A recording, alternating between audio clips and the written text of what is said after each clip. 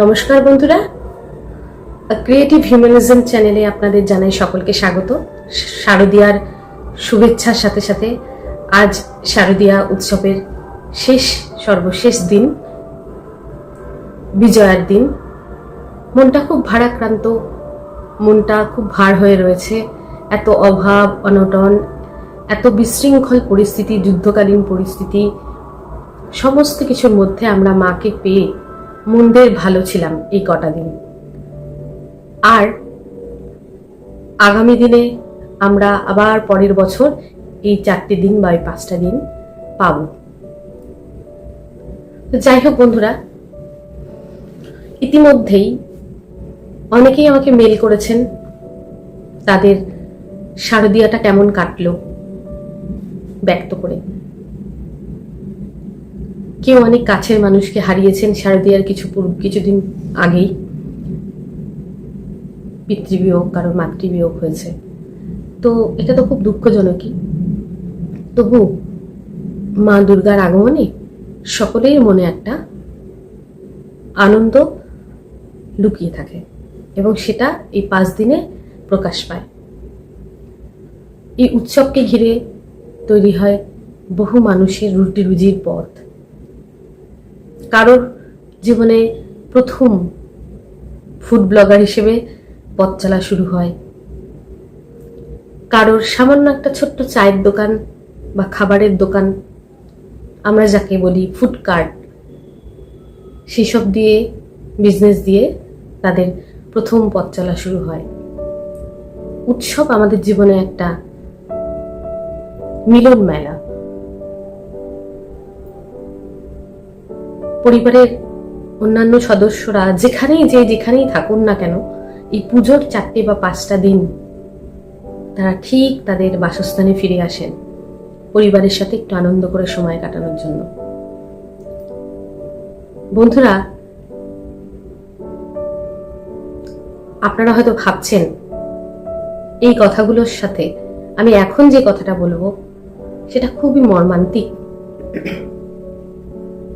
ঠিক পুজোর কিছুদিন আগেই গত বছর আমরা একটি মায়ের কোল খালি হয়ে যেতে দেখেছি নৃশংস হত্যাকাণ্ডের মাধ্যমে। সেটা হলো অভয়ার হত্যাকাণ্ড। তো আমরা সকলেই সমাজবদ্ধ জীব, সমাজের প্রতি প্রত্যেকের সমান দায়বদ্ধতা থাকে। তো সেই দায়বদ্ধতা থেকেই আমি আজকে বিশেষ করে এই ভিডিওতে বলতে চাই যে অভয়াকে কিন্তু আমরা অনেকেই ভুলিনি, বহু মানুষ ভুলিনি, ভোলা উচিত নয়। অভয়ার আত্মার শান্তি কামনা করি এই বিজয়ার দিনে মা দুর্গার কাছে এবং প্রার্থনা করি মা দুর্গা পরের বছর যখন আমাদের মধ্যে আবার আসবেন তখন যেন এইরকম পরিস্থিতি আর না থাকে। অভয়ার যেন বিচার পায়, সঠিক বিচার পায় এবং চতুর্দিকে যে যুদ্ধকালীন পরিস্থিতি, যে একটা সবসময় একটা লড়াই হয়ে চলেছে, ঠান্ডা লড়াই, ভেতরে ভেতরে লড়াই, সেই লড়াইয়েরও যেন সমাপ্তি হয়। আমরা যেন সকলে একে অপরের পাশে থাকি, সাথে থাকি, কেউ কাউকে না ঠকাই, সকলে সকলকে ভালো রাখি। তা সে পরিবার হোক, পরিজন হোক বা পাশের বাড়ির কেউ। আমাদের মানসিক স্বাস্থ্যকে বজায় রাখার জন্য আমি আমার বন্ধুদেরকে অনুরোধ করব যে আপনার সব থেকে বড় শত্রু, তার প্রতি প্রতিশোধ না নিয়ে আপনি ভাবুন যে তার মধ্যে কোনো এক সময় কি ভালো দেখেছিলেন। আমি জানি আপনারা সবাই মানুষ, আমিও মানুষ। আমাদের কখনো না কখনো মনে হয় যে ওই ব্যক্তি আমার চরম ক্ষতি করেছে, তার যেন ভালো হয়। এটা সব সময় সকলের মনে হয় না, কিন্তু একটু ভেবে দেখবেন বন্ধুরা, প্রতিশোধ নয়, ক্ষমা, অর্থাৎ তার দোষটাকে ক্ষমা করে দেওয়া নয়,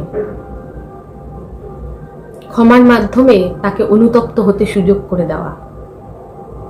অনুতাপের থেকে বড় কিচ্ছু হয় না। অনুতাপের আগুন প্রচন্ড লেলিহান শিখার মতো।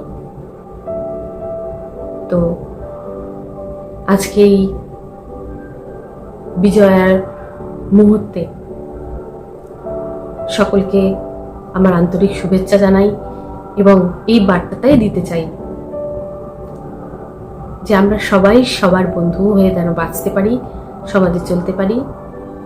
এটাই হোক আমাদের জীবনের পরম উদ্দেশ্য, লক্ষ্য। প্রতিশোধ নিয়ে নয়, ক্ষমার মাধ্যমে অনুতাপের সুযোগ করে দিয়ে। কি বন্ধুরা, আমার কথাটা কেমন লাগলো আশা করি আপনারা জানাবেন। আর ক্রিয়েটিভ হিউম্যানিজম চ্যানেলকে লাইক করতে, সাবস্ক্রাইব করতে, কমেন্ট করতে ভুলবেন না। মেল আইডি আপনাদের দেওয়াই আছে স্ক্রিনে, সেখানে আপনারা আপনাদের মনের কথা লিখতে পারেন। নমস্কার।